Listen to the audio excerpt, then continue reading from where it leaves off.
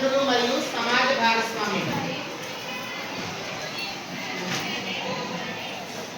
ఇందులో కొన్ని key points note చేసుకోండి. అంగన్వాడీ కేంద్రాల్లో తల్లిదండ్రులు మరియు సమాజ భాగస్వామ్యం. ఇప్పుడు అంగన్వాడీ కేంద్రంలో మన పిల్లలు ఎక్కువగా రావాలి, ఆదర శాతం పెరగాలి అంటే ఖచ్చితంగా తల్లిదండ్రులు మరియు సమాజ భాగస్వామ్యం అనేది ముఖ్యమైనది. దీనికోసం అంగన్వాడీలో జరిగే సమావేశాలకు తల్లిదండ్రులను ఆహ్వానించారు.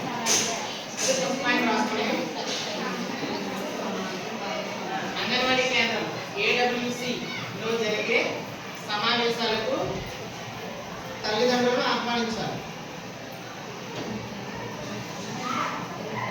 ఆహ్వానించి ఏం చెప్తా ఉన్నాము? పిల్లల అభివృద్ధి గురించి చర్చించాలి. పిల్లల అభివృద్ధి గురించి చర్చించాలి. మనం 5 రకాల అభివృద్ధి చెప్పుకున్నాం నిన్న. ఏంటంటే అవి శారీరక అభివృద్ధి, భాషాభివృద్ధి, సామాజిక సాంస్కృతిక అభివృద్ధి, అభివృద్ధి చెప్పుకున్నాం. మనకి పిల్లలకి దీంట్లో మొదటి సంవత్సరం అనేది అభివృద్ధి శారీరకంగా ఉంటుందండి. మొదటి సంవత్సరం అభివృద్ధి శారీరకంగా ఉంటుంది. నిన్న ఒక పాయింట్ చెప్పుకున్నాం మనం. ఏంటంటే పుట్టిన శిశువు 1 సంవత్సరం గడిచేసరికి ఎంత వెయిట్ పెరగాలండి? ఎంత పెరగాలి? వెయిట్ 3 రెట్లు పెరగాలి.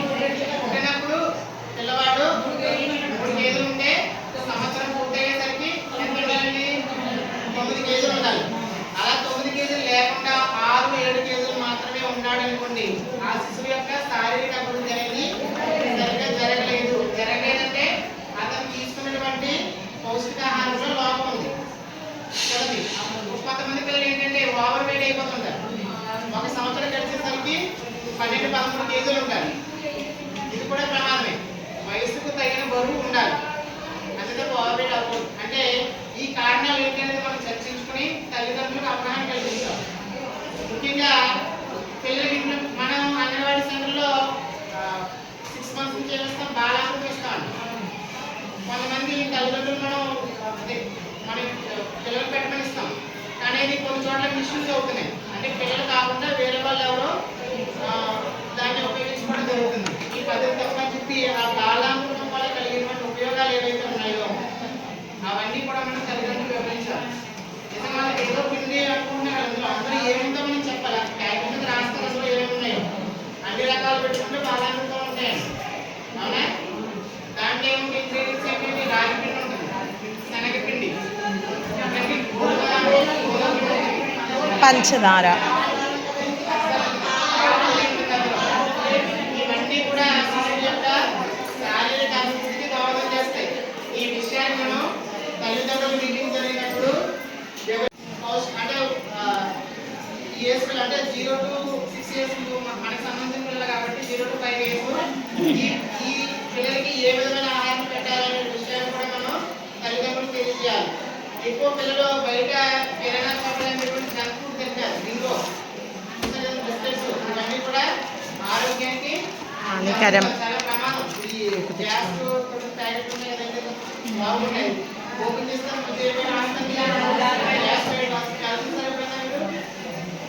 అసలు బాగోదు. కానీ పిల్లలు వాడి వెళ్ళిపోయి అవే తింటుంటారు. మనమే ఎలా చేస్తున్నాం. అందుకు పిల్లలకి ఏం చేయాలి? మనం మంచి ఫ్రూట్స్, డ్రై ఫ్రూట్స్ అన్నీ ఉంటాయి కదా, అవన్నీ మీరు కొనివ్వాలి. పిల్లలకు డబ్బులు చేతికోకూడదండి. పిల్లలకు చేతికి డబ్బిస్తే ఏమవుతుంది? వాళ్ళు ఏం కొనుక్కోవాలి, ఏం తినాలి వాళ్ళకి తెలియదు. కాబట్టి వాళ్ళు తినకుండా పదార్థాలు తింటారు. తిన్న తర్వాత అంగన్వాడీ గురించి ఫోన్ చేస్తారు, చేసిన వాంతింగ్ అవుతుందండి. అప్పుడు ఏమంటారు?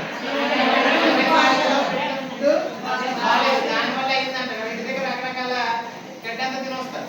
అది చెప్పరండి. ఇక్కడ ఏదైనా ప్రాబ్లం జరిగితే మన అంగన్వాడీలో స్కూల్లో జరిగిందంటారు.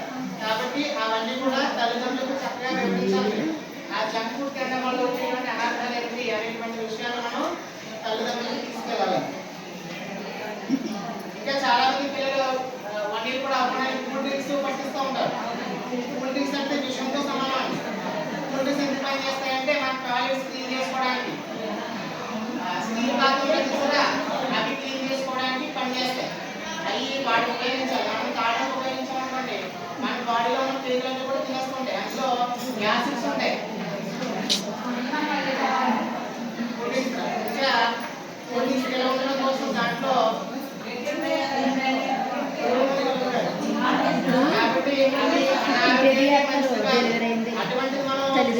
కూడా మనం 10 రూపాయలు ఉంటుంది కదా బాటిల్ 40 కొనుక్కుని తాగేస్తూ ఉంటారు. అది పిల్లలకి అర్థమే చేస్తారా అలాగే కూడా ఫ్రూట్స్ కూడా మనం కార్బన్ పండించిన ఫ్రూట్స్ ఉంటాయి కదండి అటువంటి పిల్లలు తినడం జరుగుతుంది. ముఖ్యంగా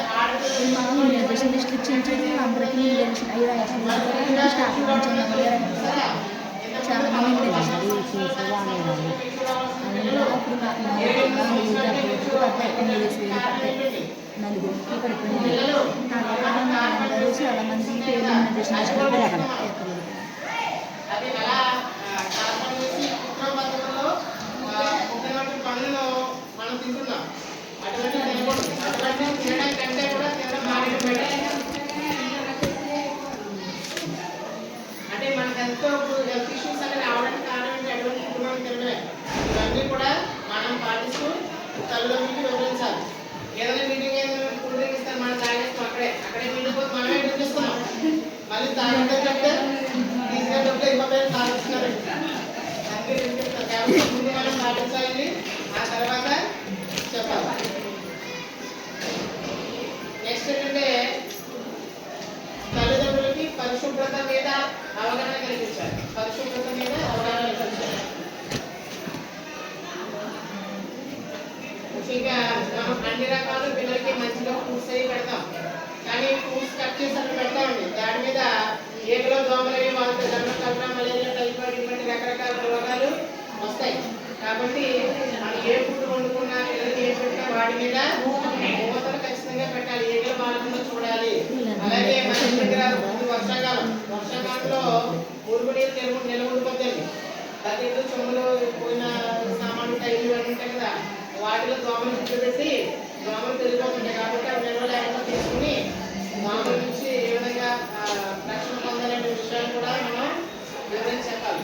ముఖ్యంగా గర్భిణీలు బాలింతలు ఉంటారు కదండి మన సెక్షన్లో వాళ్ళకి ఏ విధమైన జాగ్రత్తలు తీసుకోవాలనేది చెప్పాలి. ఇంట్లో పాలించే తల్లులు ఉంటాయి. పాపం ఆవిడ ఏదో పని చేసుకుంటూ వస్తుంది. చేసుకున్నప్పుడు ఆవిడ ఒళ్ళంతా చోటపట్టేసి ఉంటుంది. పిల్లవాడు పాలు కోసం ఏడుస్తాడు.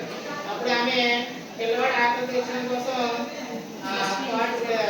పాలు ఇచ్చే ప్రదేశం ఏదైతే ఉందో అది క్లీన్ చేసుకోకుండా అబ్బాయికి పాలు తాగించడం జరుగుతుంది. పిల్లవాడు ఆకలి చూసి అప్పుడు ఏమవుతుంది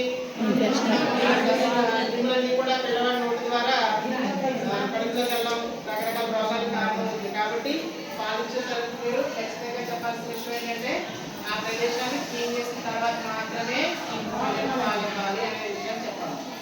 ఇటువంటి చిన్న చిన్న విషయాలు అనుకుంటాం. మనం ఒక్కొక్కసారి మాట్లాడుకుంటుంటే వస్తుంది. ఇవన్నీ మనకి తెలుసు. కానీ మనం తల్లిదండ్రులు చెప్పినప్పుడు మనం జాగ్రత్త పడతాం. వాళ్ళకి తెలియదు కదండి.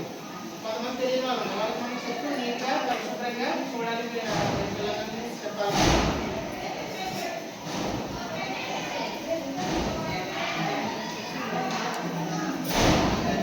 అలాగే పిల్లలకి ఆట పాట మాట కథల రూపంలో మనం అంగన్వాడీలో బోధిస్తాం. ఆట పాట కథలు రూపంలో మనం అంగన్వాడీస్లో బోధిస్తాం.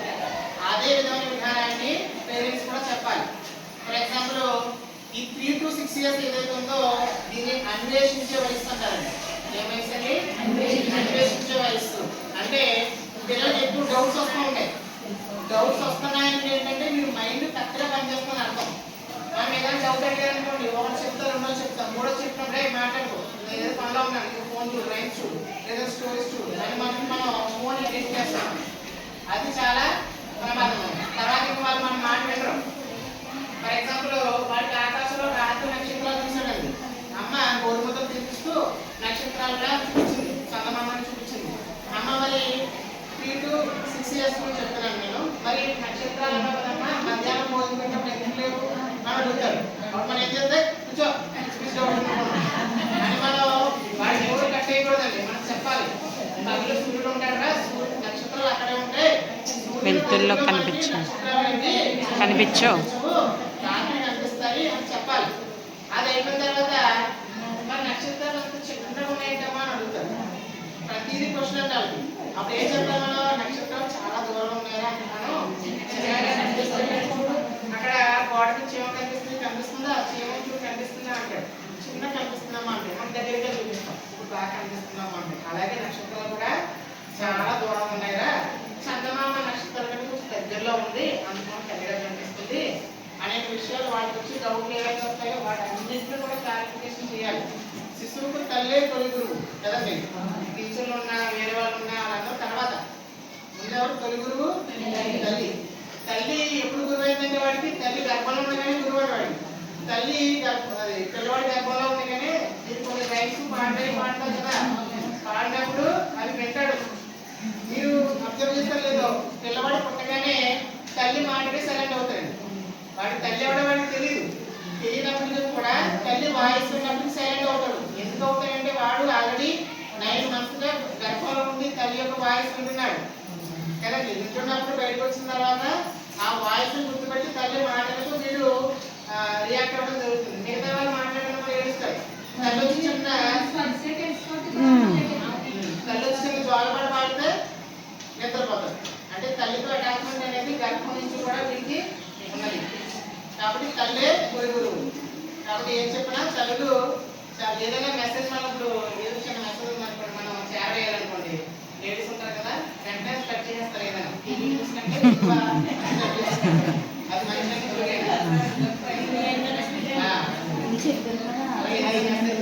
పిల్లలకి చెప్పాలన్నా తల్లులు మాత్రం బాగుంటారు. తండ్రులు ఉంటారు, వాళ్ళు ఏదో ఆత్మకం బయటకు వెళ్తారు. కానీ పిల్లవాడికి తల్లికి ఉన్న అనుబంధం అనేది స్పెషల్ అన్నమాట. ఎప్పటికీ మిగతా వాళ్ళతో ఉన్న అనుబంధం కంటే తల్లి బిడ్డ అనుబంధం అనేది చాలా స్ట్రాంగ్ గా ఉంటుంది.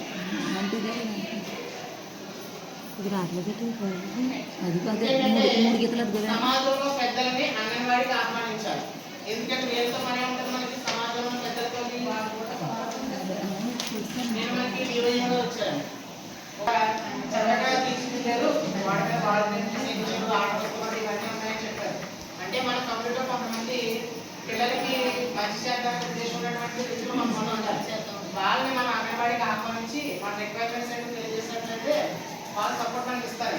అంగన్వాడికి అన్ని సదుపాయాలు గవర్నమెంట్ పెట్టాలంటే ప్రతి చోట సాధ్యం కాదు కదా, మనం కూడా కొన్ని దాతల ద్వారా సేకరించుకోవాల్సిన అవసరం ఉంది.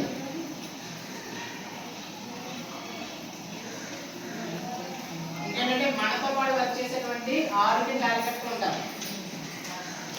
ఆరోగ్య కార్యకర్తలు, పారిశుద్ధ్య కార్మికులు, వీళ్ళు కూడా మనం పాఠశాలకు ఆహ్వానించి, ఫర్ ఎగ్జాంపుల్ మనకి స్వాతంత్ర దినోత్సవం వచ్చిందనుకోండి, చుట్టూ కూడా మనకి చెత్త అవి కూడా ఉంటాయి. అది ఎవరు క్లీన్ చేస్తారు? పారిశుద్ధ్య ఉపాధి హామీ వాళ్ళు ఉంటారు కదా, వాళ్ళతో మనం కోఆర్డినేషన్ అయ్యి వాళ్ళ ద్వారా మనం క్లీన్ చేసుకోవడం జరుగుతుంది. అలాగే ఆశా వర్కులు ఉంటారు. వీళ్ళు మనం గర్భిణీలకు బాలికలకు తీసుకోవాల్సిన జాగ్రత్తల గురించి మనం వివరిస్తాం. మనం చెప్పినప్పటికీ కూడా ఒక డాక్టర్ లేదంటే ఆశా వర్కర్ స్థాయిలో ఉన్న వ్యక్తులు చెప్పినటువంటి మాటలు వారికి ఎక్కుతాయని బాగా అంతే కదండి. ఇప్పుడు మీ పిల్లలు ఉంటారు ఇంట్లో, మీరు చెప్పిన మాట వింటారు, వాళ్ళ టీచర్ చెప్పిన మాట వింటారు. మనకు స్కూల్కి వచ్చే పిల్లలు మన మాట అంటే విషయాన్ని ఎవరు చెప్తే బాగుంటుందో వాళ్ళకే చెప్పించామనుకోండి, వాళ్ళ మైండ్కి ఇంకా అందుతుంది. కాబట్టి ఇటువంటి ఆరోగ్య సంబంధిత విషయాలు ఏవైతే ఉన్నాయో వాటిని ఏఎన్ఎం లేదా ఆశా వర్కరు ఏదైనా మనకు అందుబాటులో ఉన్నటువంటి డాక్టర్ని మనం ఆహ్వానించి వాళ్ళ ఆరోగ్యం పట్ల జాగ్రత్తలు చూపించినట్లయితే బాగుంటుందండి. నెక్స్ట్ మనం మంత్లీ మీటింగ్స్ కనెక్ట్ చేస్తాం కదండి, గర్భిణీ బాలికలు చేస్తున్నాం. వాళ్ళు తీసుకోవాల్సిన టీకాలు ఎప్పుడైతే ఆ టైము, అలాగే ఇవన్నీ కూడా మనం ఈ మీటింగ్స్ అప్పుడు చర్చించాలి. ఎప్పుడెప్పుడు ఏ టీకాలు తీసుకోవాలి అనేటువంటి విషయాలు చర్చించాలి. అలాగే కొంతమంది పిల్లలు అభ్యాసంలో వెనకబడి ఉంటారండి. మీ దాంట్లో వర్క్స్ వచ్చిన స్టాండింగ్ లైన్, కరువు లైన్ పిల్లలు కూడా వర్క్ ఇస్తాం. ఇచ్చినప్పుడు కొంతమంది బాగా చేస్తారు. బాగా చేసిన వాళ్ళని పిల్లలకి చూపించుకున్నాం, తెలిసి వాళ్ళని పేరెంట్స్ సమక్షంలో అప్రిషియేట్ చేయాలి, అభినందించాలి. చిన్న గిఫ్ట్లో పంపించాం అనుకోండి, వాళ్ళకి మోటివేషన్గా ఉంటుంది. అలాగే కొంతమంది వర్క్ చేయకుండా వచ్చేస్తారు, వాళ్ళు కూడా మనం ఇలా వర్క్ చేయట్లేదు మీరు చేయించండి అని చెప్పి వాళ్ళకి చెప్పాలని చెప్పినప్పుడే ఈ టీచర్కి పేరెంట్స్ ఉన్నటువంటి జవాబుదారీతనం పెరుగుతున్నారు. టీచర్ చూస్తున్నారు వర్క్ చేసింది చేయలేదు అబ్జర్వ్ చేస్తారు, కాబట్టి పిల్లలను పట్టించుకుంటున్నారు అనేటువంటి భావన ఉంటుందన్నమాట.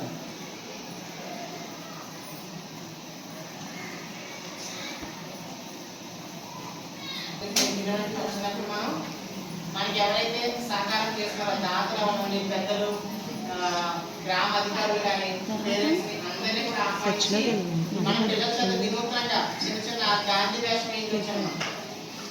వేయించి నేను గాంధీ స్వాతంత్రం పోరాడాను అనే ఒక చిన్న వాక్యం చెప్పగలిగేటటువంటి ఇంకా బాగుంటుంది. అలాగే రుద్రమదేవి వేషం జస్ట్ వేషధారం చేయించి అనుకోండి మనం చాలా అట్రాక్టివ్గా ఉంటుంది. ఇటువంటి పనులన్నీ మనం చేసుకుంటూ మంత్రి